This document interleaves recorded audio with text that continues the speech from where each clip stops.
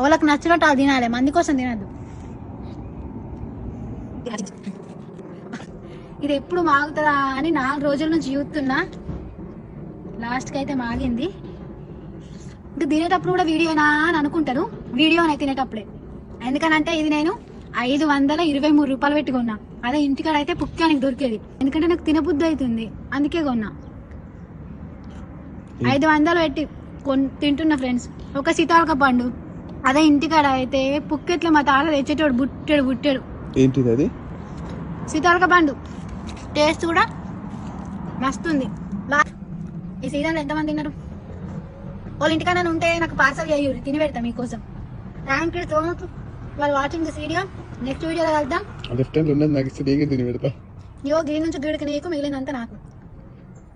Bye.